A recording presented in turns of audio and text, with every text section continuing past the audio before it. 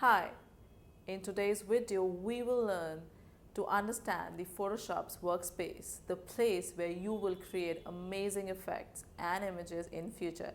So let's get started and understand Photoshop's workspace, the actual working area of Photoshop. So the Photoshop workspace has the following menus. On top we have the application or the menu bar. On the left hand side we'll have the toolbars. So toolbar contains innumerous tools, amazing, unbelievable options that you could work your image with. We have the document window, the window where we will place our image. We have the layer panels. Layer is the most essential feature of Photoshop, which we will cover later.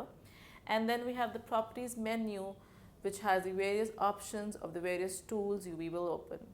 So let's get started. Go ahead and dive into and start working with the real Photoshop workspace. In this tutorial, we will understand the Photoshop as in the whole workspace in this tutorial. So we're talking about the entire workspace, what is where. So on top, I have my application on the menu bar with the file which has the various features of exporting, opening and closing. We can hit here for saving a file, or when to save as, you want to change the file format. You can go here and export the file. You can have these quick features for save for web, wherein we can go and have, like, we can change this image by the default. We can make it JPEG. You want to save it for transparency, GIF or PNG. Change the quality. You can change the color profile. You can change so much. You can also change the bit and white while saving, and you can also click here to convert to the sRGB. So this is by default, sRGB is the color profile, and you can finally save and it will get saved. Also, we have this edit menu. We have various features like when I go back, undo, go forward, cut, copy, paste. We have so much. We have these different tools which we're going to talk about it later. We can change the preferences. We can change keyboard shortcuts, so much. The image, which basically talks about everything related to the image. We have these three automatic features which auto tones, auto contrast, auto colors. So Photoshop becomes intelligent and does these things for us. We can change the image size, and the shortcut is Control plus Alt plus I, or Control plus Command and I. We can change the canvas size. We can have an image rotation to 180, 90 degree. We can duplicate any layer. We can apply image and so much. So we have a layer. We're going to talk this in detail later, but we have the entire layer feature listed here. The type tool basically is talking about the text, how we write the text and the various options here. We have the select menu, so whenever we are actually working on selection, we can come here and do whatever we want with our selection, deselect, reselect, inverse, and so much. We have the filters. The Photoshop provides us with amazing filters to work on. We have the 3D menu for the 3D graphics. We have the view menu talking about zoom in, zoom out, how you want to view your image, talking about the print size, about the rulers for calculations of the areas. We have the window menu, which tell if anything is missing. It's something very important. You're working on something, you feel the toolbar is missing, or just the layer panel is missing. You can click here, and you click this course. When you click this, it comes back. So this is very essential. If you ever in my tutorial see something and you find it's missing, please go here and you'll find it. And again, the help that Photoshop provides. So this is all about the menu panel. When we come here, this is the amazing toolbar. So eventually we have everything we need, amazing features. We have the paintbrush. So if I want to select any feature, any tool, I click and it gets activated, and I can start painting with the color here. So, and if I want to erase, I go to the eraser tool, and so this, okay, my eraser also have the color black, and this is painting black because that's my background. So I'm gonna go and delete my background just to show you that what all can eraser do. And now when I do the eraser tool, it's just rubbing into transparency because that's the background. Don't worry, we're going to go back and discuss the eraser tool in depth. I was just trying to give you an understanding of the toolbar. You can also, if you want the toolbar to appear in two lines, So you can also click on these arrows here and it changes. And if you do not find a toolbar, you can go to Windows and you will find a toolbar here. And this is my foreground and my background color. So Photoshop basically works on your foreground color, and if you want to change the foreground color, you can go. So I take a paint, you start, and if that's your start painting with your foreground color, you want to switch with the background color, you can just press X, that's the short key, or this arrow here changes your color. So it's basically X or this color here. And okay, these are the option bars. So for every tool selected, you will have a set of options here, right here, wherever my cursor is. So now you can change the brush presets and the modes and everything. So it's too early to discuss, but every tool you can see here changes the options. Every tool will have a different set of options. Over here, so this is my document window where I'm working. So this image in the middle is my document window where I will have my images.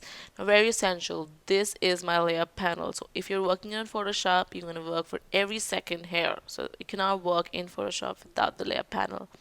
So this is my layer panel. If you do not find it here, go here. So I find it here right now, but what if you don't?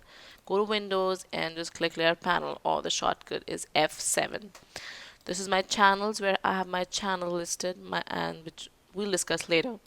We have a paths here, and these whatever you have, so your properties, document properties. So if something is happening here, the document properties. So see, I changed my X and Y angle, so it's being displayed in the properties. I can have my adjustment layers here, which we're going to talk about later. So, and I have my color and my swatches here. So if you're choosing the color, I just changed my color. Did you see that? I just changed the color. By clicking here, I am changing colors in the color panel and the swatch panel. So I can choose any color and I start painting. So this is all about understanding the workspace in Photoshop. I'll just quickly repeat. This was my menu layer, my application. On the left hand side, we have tools for almost everything, and this is the toolbar, the toolbox, and the options for the toolbar are here.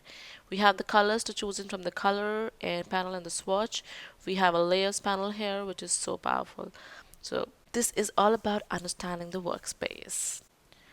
Now that we've understood the workspace, now let's learn how to manage and play around in this workspace. Do this. Maybe I want a panel here, I want a full screen. So just let's learn this. If I double click on F in the keyboard, you see what I have. I click here and I have double F.